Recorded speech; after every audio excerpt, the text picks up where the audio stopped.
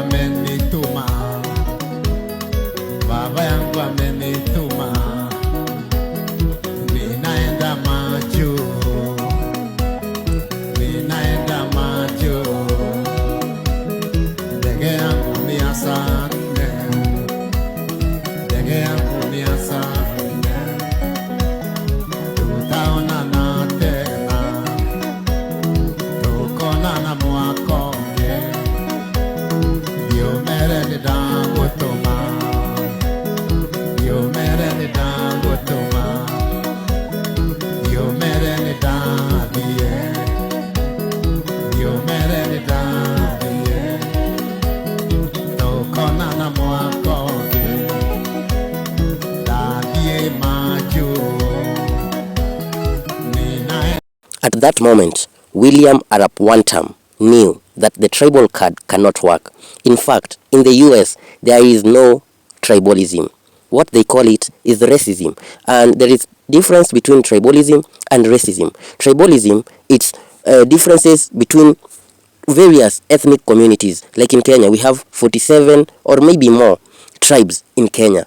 But in the US, it's basically about your skin tone and the color. So, and you know, one thing you have to know in this world, where there are billionaires, there is no such thing like racism, tribalism, because those people know how to control the masses. Because this is a card the elite usually use to control the masses, the poor people. Because you will never find rich people fighting, but they will use that card to make people fight over nothing.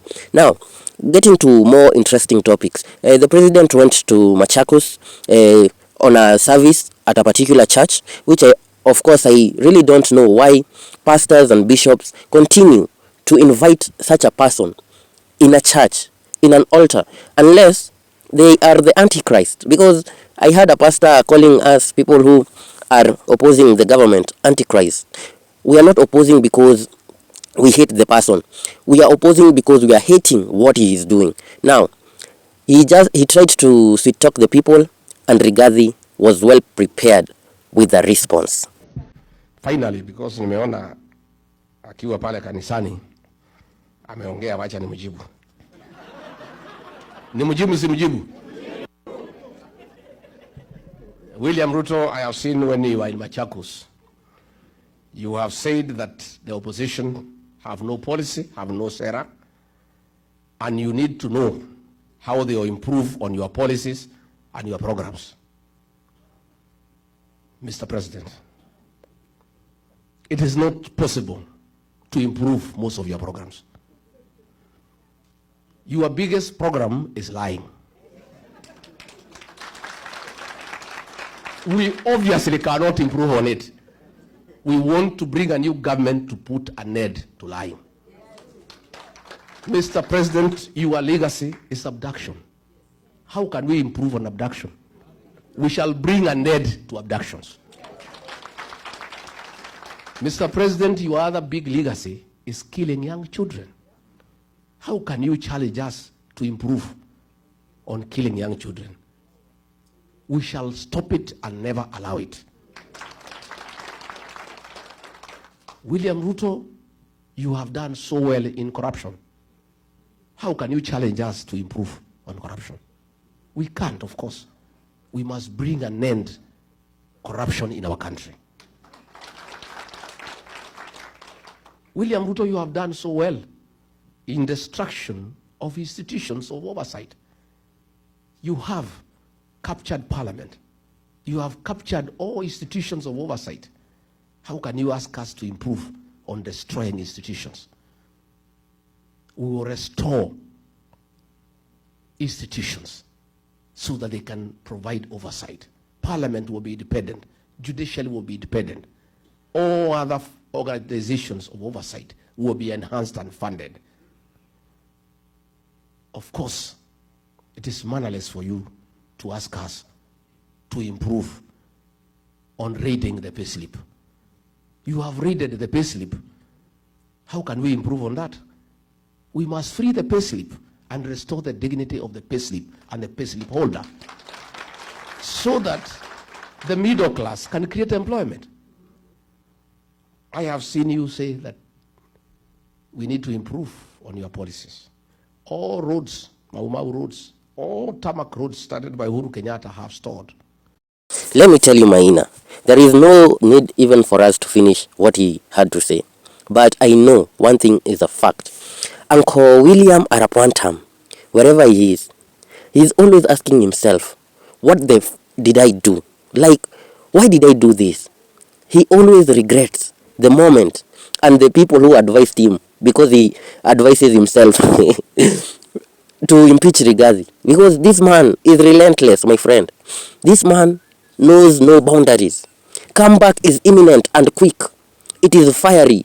You cannot handle a man like that. This man can destroy your career in few seconds or milliseconds, if we can say. This man doesn't know whether you are the president or who. As long as you cross his path, you are in for it. And I'm telling you that the moment William Ruto impeached this man, that was his downfall.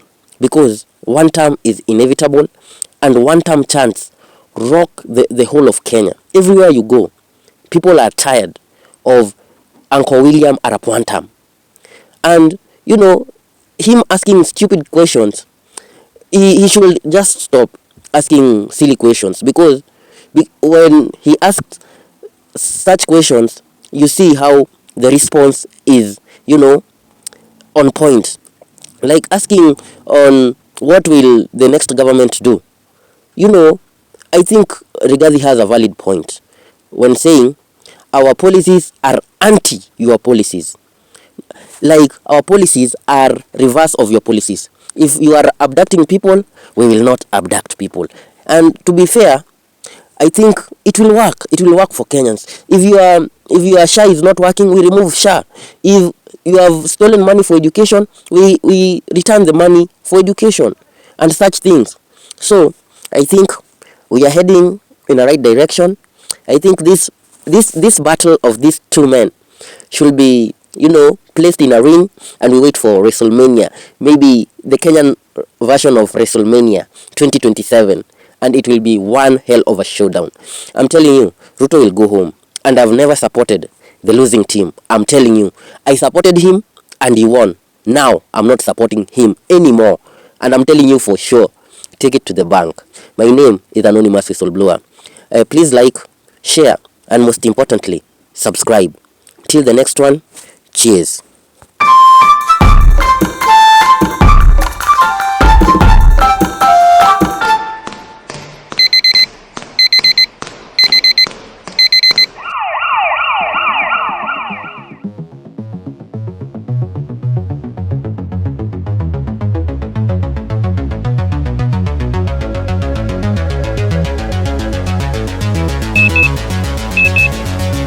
Stand by in 3, 2, 1, go.